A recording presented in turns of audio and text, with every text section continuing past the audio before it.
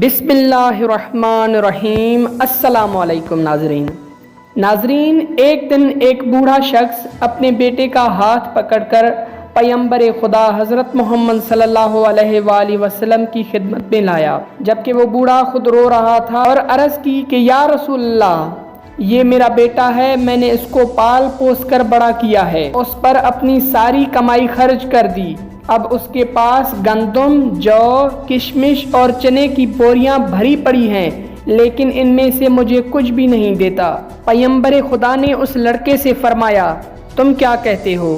تو اس لڑکے نے کہا کہ میرے پاس اپنے اور اپنے بچوں کے خرچ کے علاوہ کچھ بھی نہیں ہے۔ پیغمبر خدا نے فرمایا، اس مہینے تمہارے باپ کا خرچ ادا میں کر دیتا ہوں، لیکن آئندہ مہینوں میں تم نے خود ادا کرنا ہے۔ پیغمبر خدا نے اسامہ کو بلایا اور فرمایا، 100 درہم اس بوڑھے باپ کو دے دو تاکہ اس مہینے کا اپنا خرچ پورا کر سکے۔ دوسرے مہینے وہ بوڑھا باپ پھر اپنے بیٹے کے ہمراہ رسول خدا صلی اللہ علیہ وآلہ وسلم کے پاس آیا اور عرض کی، میرا بیٹا مجھے کچھ نہیں دیتا۔ اس لڑکے نے کہا، میرے پاس مال دنیا میں سے کچھ نہیں ہے۔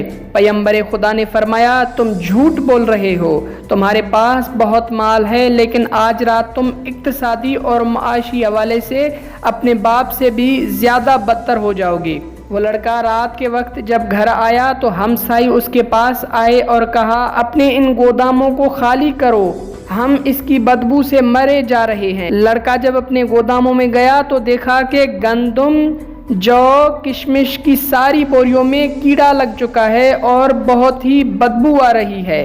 ہمسائیوں کی دباؤ کی وجہ سے اسے بہت ساری رقم مزدوروں کو دے کر مال شہر سے باہر پھینکوانا پڑا۔ جب تھیلیوں میں جمع شدہ رقم ختم ہو گئی تو اسے مزدوروں کو رقم ادا کرنے کے لیے گھر کی قالین اور برتن بیچنے پڑے اور رات ہی رات میں وہ فقیر بن گیا۔